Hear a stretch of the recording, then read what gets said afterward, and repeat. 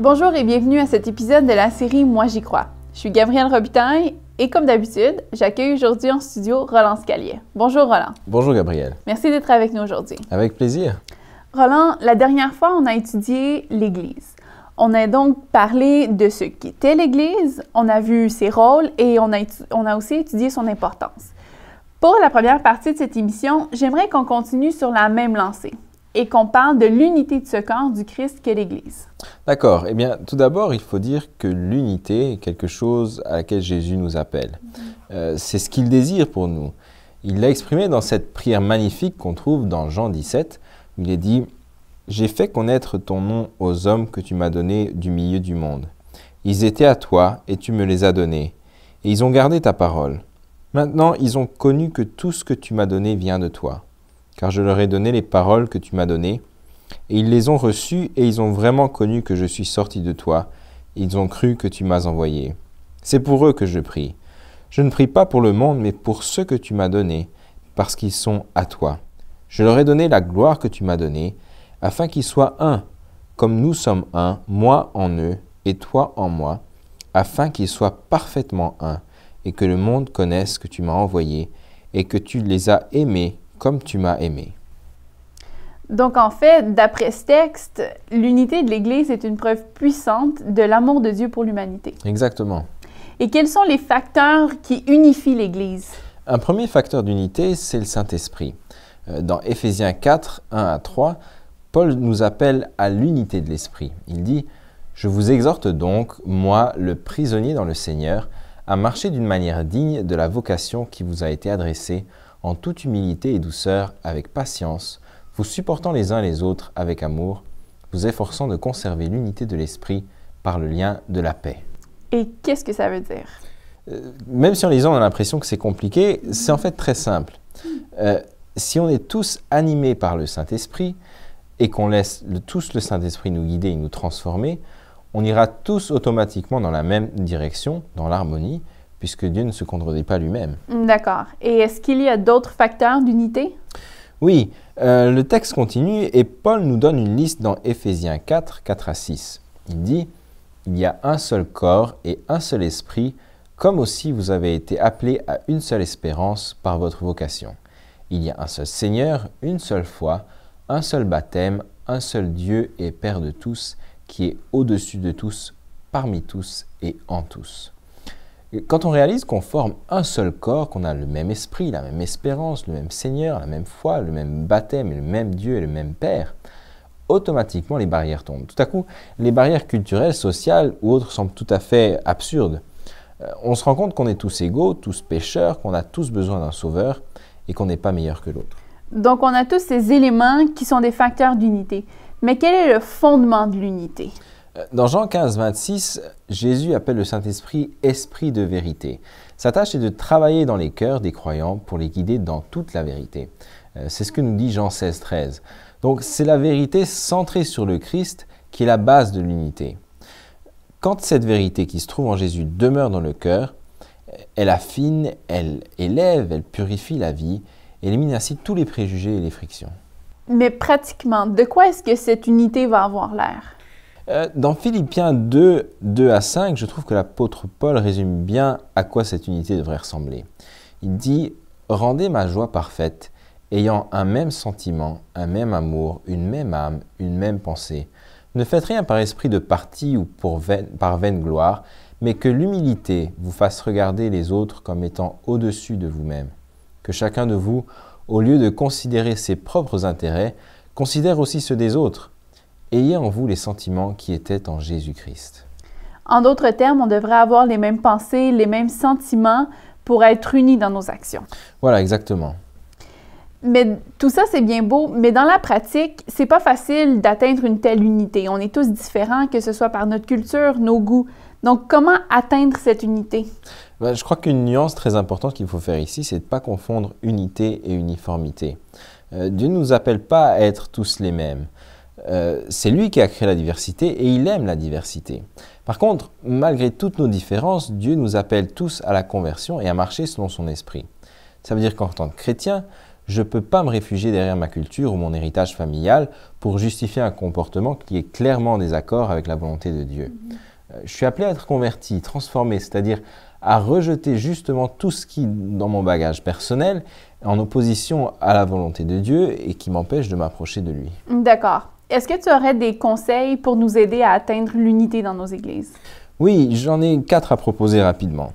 Le premier, c'est de pratiquer l'unité à la maison. Si nous apprenons au foyer, dans notre famille, à faire preuve d'amour, de patience, de bonté, à être unis, alors nous serons aussi capables de vivre ces principes dans l'Église. Le deuxième, c'est de se mettre au travail dans un but commun. Si nous sommes tous occupés à proclamer l'Évangile de Jésus et qu'on concentre nos efforts dans cette mission commune, nous aurons beaucoup moins tendance à nous disputer. Troisièmement, il faut développer une perspective globale.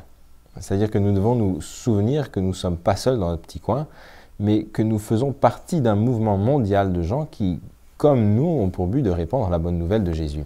Et automatiquement, nos petits problèmes locaux, qui sont parfois source de grandes disputes, reprendront des proportions justes. Et dans cette même idée, il faudrait aussi que l'Église se souvienne de ne pas simplement poursuivre ses intérêts locaux en prenant des décisions qui pourraient peut-être compromettre l'œuvre de Dieu dans d'autres parties du monde. Voilà, exactement, c'est très juste. Et finalement, il faut éviter des attitudes qui divisent, comme des attitudes d'égoïsme, d'orgueil, de préjugés ou de critique. Ne mettons pas l'accent sur nos différences. Évitons de nous disputer sur des points qui ne sont pas essentiels. Mais concentrons-nous plutôt sur ce que nous avons en commun et travaillons ensemble. D'accord. Merci Roland pour ces bons conseils. Je te suggère maintenant qu'on fasse une courte pause. Restez là, on revient dans un instant.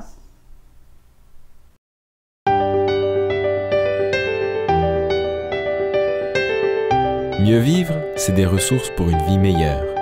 Pour accéder à nos vidéos, nos émissions de radio et nos articles, visitez-nous au www.mieuxvivre.org. On est de retour. Merci d'être avec nous. Dans cette deuxième partie d'émission, j'aimerais qu'on continue notre discussion sur le thème de l'Église, mais qu'on se concentre plus particulièrement sur l'Église à la fin des temps. Cette période importante de l'histoire de l'humanité, juste avant la deuxième venue de Jésus. Oui, je pense que c'est tout à fait approprié, mais tu ouvres là un sujet très vaste qu'on va devoir condenser, parce que sinon on va y passer des heures, alors on va devoir prendre quelques raccourcis. D'accord. Pour parler de l'Église avant la venue de Jésus, il faut revenir à ce qui s'est passé avant sa première venue.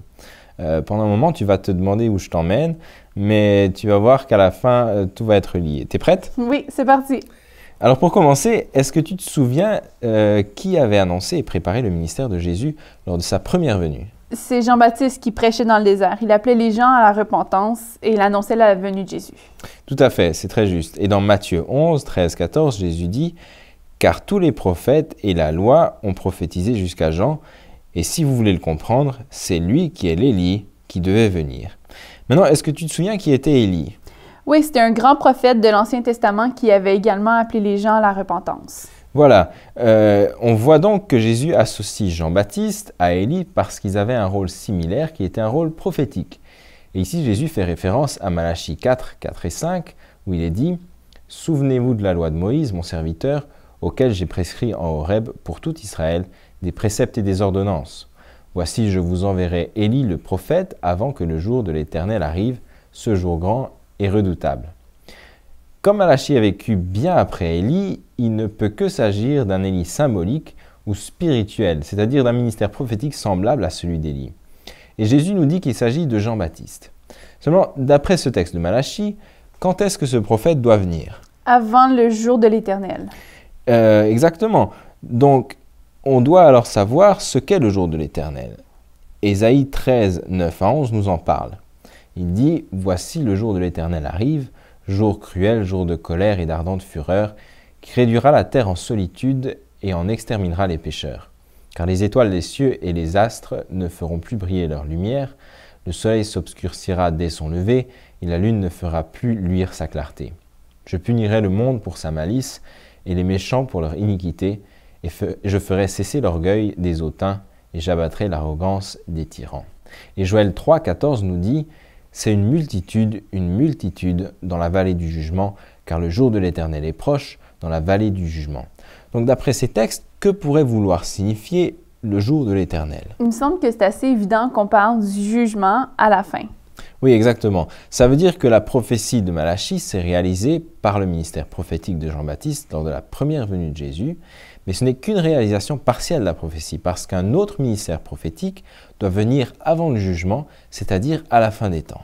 D'accord, j'ai l'impression qu'on est en train d'arriver à quelque chose. Est-ce que tu pourrais remettre les morceaux en place pour nous? Oui, ce qu'on a vu jusqu'à maintenant nous dit simplement que tout comme Dieu a utilisé un prophète pour annoncer la première venue de Jésus, il va également utiliser un ministère prophétique pour annoncer sa seconde venue. C'est un ministère qui aura, la puissance du ministère d'Élie qui a ramené le peuple vers Dieu, et 2, les caractéristiques du ministère de Jean-Baptiste pour préparer la deuxième venue de Jésus. D'accord, j'y vois un peu plus clair. Maintenant, puisque cette prophétie est supposée se réaliser à la fin des temps, on devrait la retrouver dans l'Apocalypse. Et c'est le cas au chapitre 12, au versets 13 et 14. Quand le dragon vit qu'il avait été précipité sur la terre, il poursuivit la femme qui avait enfanté le fils. Et les 2 ailes du grand aigle furent données à la femme, afin qu'elle s'envole au désert vers son lieu où elle est nourrie un temps, des temps et la moitié d'un temps, loin de la face du serpent. Alors il faut tout de suite dire qu'on entre ici bien évidemment dans le domaine du symbolisme prophétique. Alors que représentent tous ces symboles? Eh bien, le dragon représente le diable, c'est ce que nous dit le verset 9 du même chapitre. Et dans notre dernière émission, on avait vu le symbole de la femme pure ou de la fiancée. Est-ce que tu te souviens de ce qu'elle symbolisait? Oui, c'était le symbole de l'Église de Dieu. Oui, exactement. Par opposition à la femme infidèle qu'on trouve dans Apocalypse 17, versets 1 et 2, sous le nom de la grande prostituée. Il est dit, « Puis un des 7 anges qui tenaient les 7 coupes vin, il m'adressa la parole en disant, « Viens, je te montrerai le jugement de la grande prostituée qui est assise sur les grandes eaux.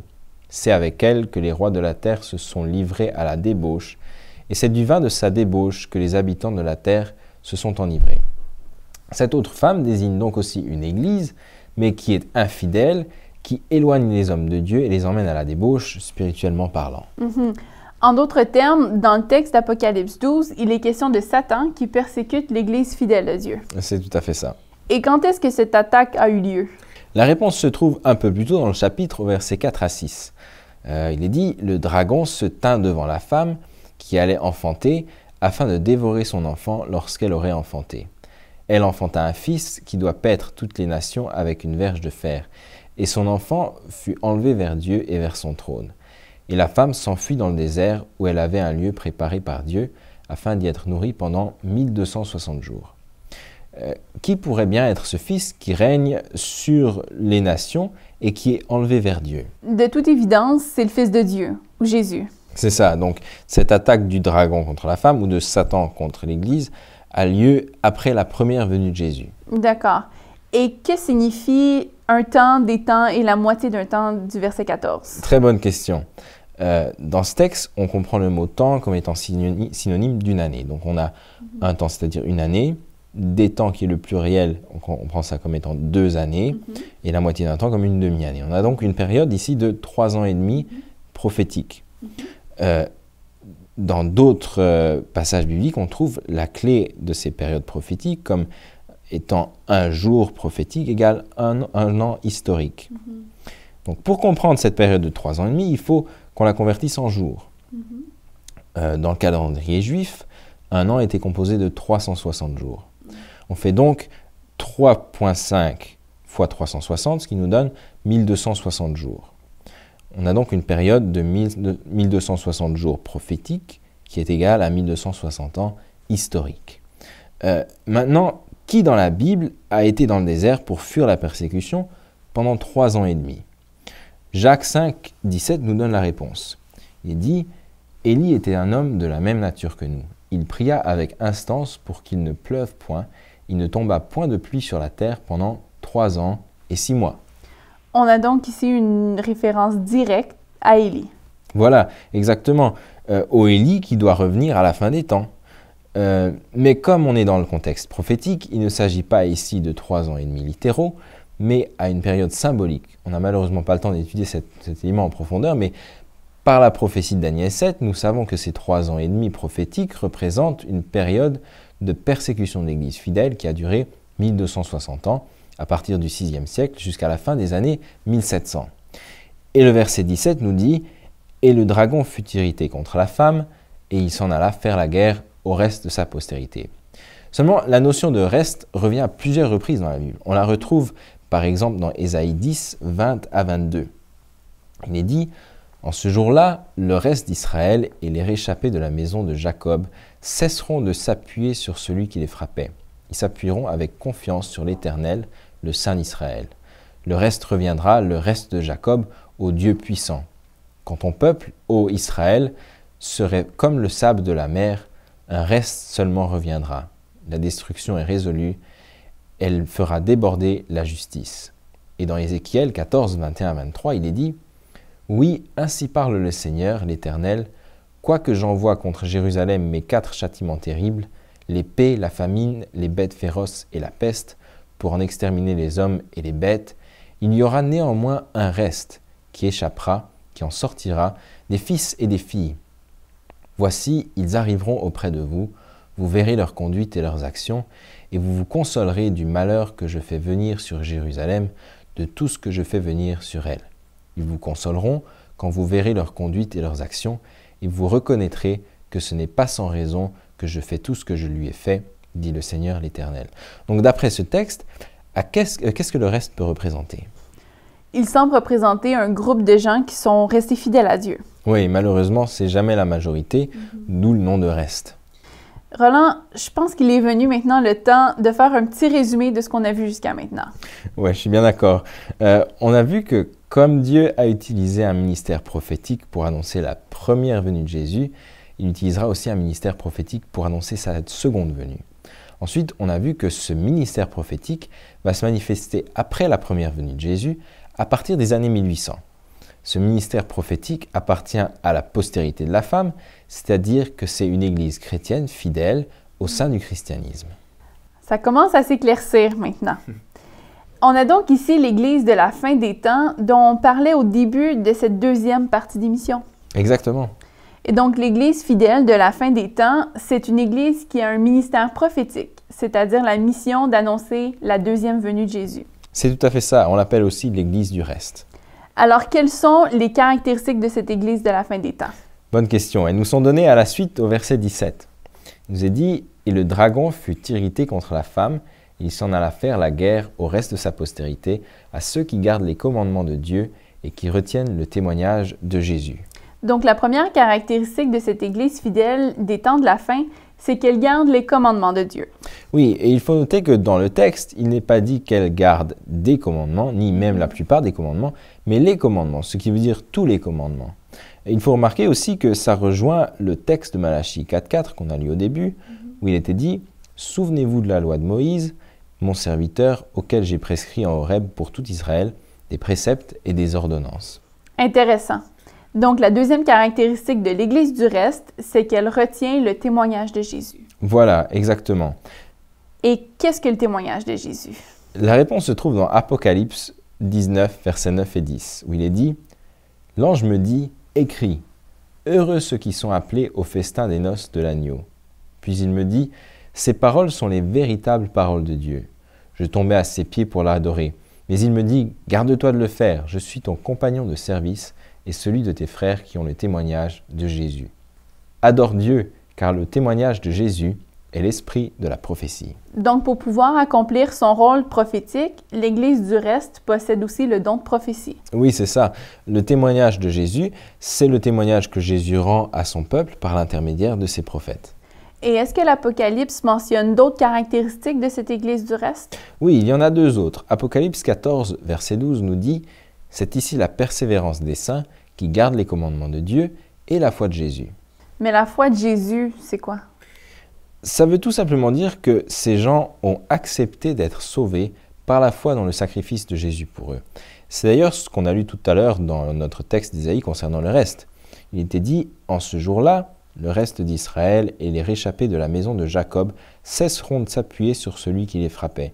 Ils s'appuieront avec confiance sur l'Éternel, le Saint d'Israël. » Ceux qui font partie du reste s'appuient sur l'Éternel. C'est ça la foi. Et quelle est la dernière caractéristique de l'Église du reste? La dernière caractéristique, c'est la mission de l'Église. On la trouve dans Apocalypse 14, versets 6 à 12. On voit là 3 anges qui proclament 3 messages précis. Or, les anges sont des messagers. On comprend donc que les messages des 3 anges constituent la proclamation que le reste doit annoncer pour amener le rétablissement complet et définitif de la vérité biblique. Et quel est le message du premier ange? On le trouve dans Apocalypse 14, versets 6 à 7.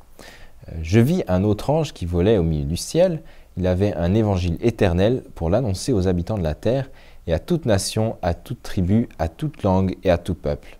Il disait d'une voix forte, « Craignez Dieu et donnez-lui gloire, car l'heure de son jugement est venue.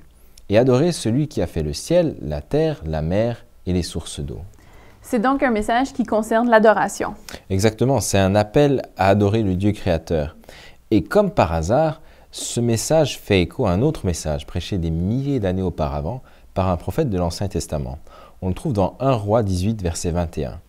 Il est dit « Alors Élie s'approcha de tout le peuple et dit « Jusqu'à quand boiterez-vous des deux côtés? Si l'Éternel est Dieu, allez après lui. Si c'est Baal, allez après lui. » Wow! Les morceaux commencent vraiment à se remettre ensemble. Donc, on retrouve encore ici une référence au ministère prophétique d'Élie qui appelle à la repentance et à l'adoration du vrai Dieu. Et c'est pas fini, parce qu'Apocalypse 14 nous donne encore une raison pour laquelle nous devons nous tourner vers Dieu. C'est que l'heure de son jugement est venue. Donc, ça colle encore une fois au texte de Malachie qui parlait du jour de l'Éternel. Exactement. Et d'après les prophéties de Daniel, 8 et 9 en particulier, on sait que le jugement commence au milieu des années 1800, ce qui correspond à ce qu'on avait dit tout à l'heure, l'Église du reste doit apparaître après la fin des années 1700. Effectivement, et tout commence à prendre forme. On n'a malheureusement pas le temps d'entrer dans les détails de ces prophéties, mais si certains d'entre vous désirent plus d'informations sur ce sujet, n'hésitez pas à nous contacter en suivant les coordonnées à l'écran. Quel est maintenant le message du deuxième ange? On le trouve dans Apocalypse 14, verset 8, où il est dit « Un second ange suivit en disant « Elle est tombée Babylone la grande, qui a abreuvé toutes les nations du vin de la fureur de sa débauche. » Et qu'est-ce que représente Babylone? Ça doit être encore un symbole. Effectivement.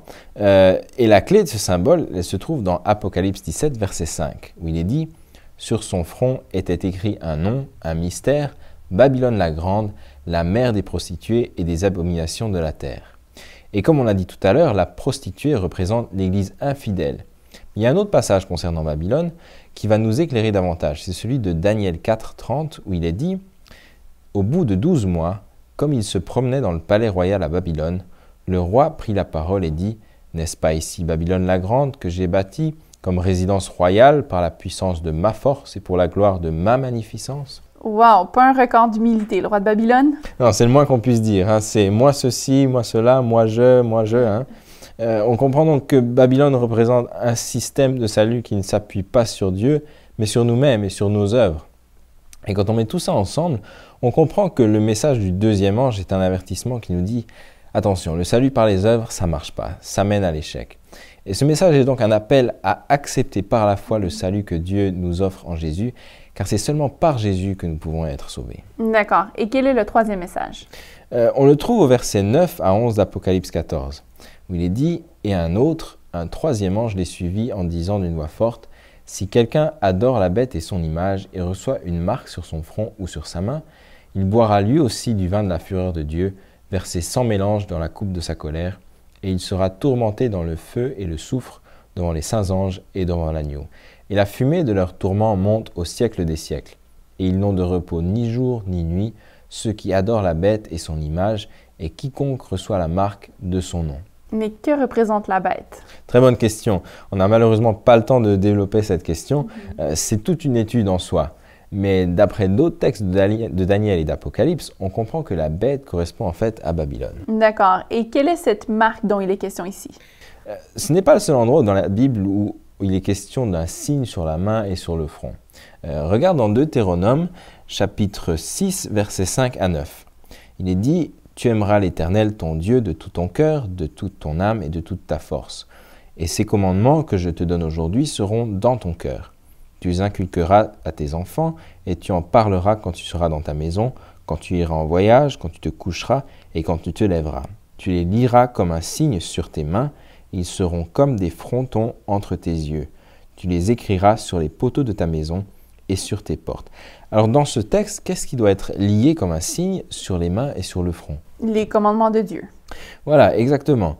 Seulement, la marque dont il est question dans Apocalypse 14 ne vient pas de Dieu, mais de la bête, de Babylone. Ça veut dire que Babylone a aussi un signe qui est une contrefaçon du signe de Dieu.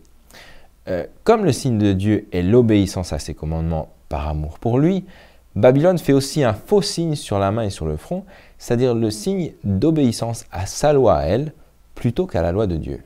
Donc, si je comprends bien, ce troisième message nous avertit de ne pas suivre la loi de la tradition, la loi des hommes, parce qu'elle conduit à la mort. Tout à fait. Le message du troisième ange est un appel à pratiquer un christianisme véridique, basé sur la parole de Dieu et l'obéissance à sa loi, et à nous éloigner d'une religion basée sur les traditions humaines. Par contre, le verset 12 qui vient juste après nous dit que ceux que Dieu sauve, ce sont ceux qui gardent les commandements de Dieu et qui ont la foi de Jésus. Et qu'est-ce qui suit ces trois messages? Juste après, dans le texte, on trouve un symbole du retour de Jésus. Les versets 14 à 20 parlent de la moisson et de la vendange. C'est-à-dire que lors de son retour, Jésus va engranger ou emmener avec lui ceux qui sont sauvés, et la vendange représente le sort de ceux qui sont perdus. En d'autres termes, le message des trois anges constitue le dernier grand message qui doit être prêché par l'Église du reste juste avant le retour de Jésus. C'est tout à fait ça. Tout au long de l'émission, on a énoncé les caractéristiques de l'Église du reste. Mais est-ce qu'il y a une certaine dénomination qui correspond à tous ces critères? Écoute, Gabriel, personnellement, moi j'en connais une seule. C'est l'Église adventiste du 7e jour. Roland, maintenant j'aimerais te poser la question, qui est-ce qui peut faire partie de l'Église du reste qu'on a découverte aujourd'hui? Qui peut participer à accomplir la mission qu'on a vue aujourd'hui? Écoute, l'Église n'est pas le club VIP de Dieu qui regroupe quelques personnes que Dieu a choisies parce qu'elles sont meilleures que les autres. Un tel concept se trouve nulle part dans la parole de Dieu. Dieu veut travailler avec le plus possible de gens et il veut que le plus grand nombre soit sauvé. C'est ce que nous dit 2 Pierre 3,9.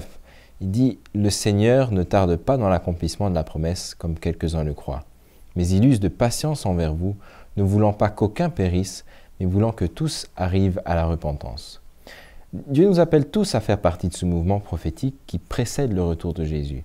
Il nous appelle tous à garder ses commandements, à prêcher le message des trois anges et à le vivre. Est-ce que nous allons accepter cet appel? C'est une question à laquelle nous devons tous répondre personnellement. Nous ne pouvons pas seulement être des chrétiens de nom. Dieu nous demande de nous engager concrètement envers lui et son Église. Roland, merci d'avoir été avec nous encore une fois aujourd'hui. Avec grand plaisir. L'Église globale regroupe tous ceux qui croient vraiment en Christ. Mais dans les derniers jours, ceux qui sont fidèles à Dieu constituent un reste. Cette Église du reste, suscitée par Dieu, est un mouvement prophétique qui annonce le retour de Jésus, garde les commandements de Dieu et accepte le salut gratuit de Dieu par la foi en Jésus. Sa mission est de proclamer le message des trois anges, qui appelle les habitants de la terre à se préparer pour le jugement en adorant le Dieu créateur selon le 4e commandement, en acceptant d'être sauvés par la foi et en observant sa loi. Nous sommes tous appelés à faire partie de cette Église de la fin des temps et à participer personnellement à son témoignage de portée mondiale. C'est ce que la Bible enseigne, et moi, j'y crois.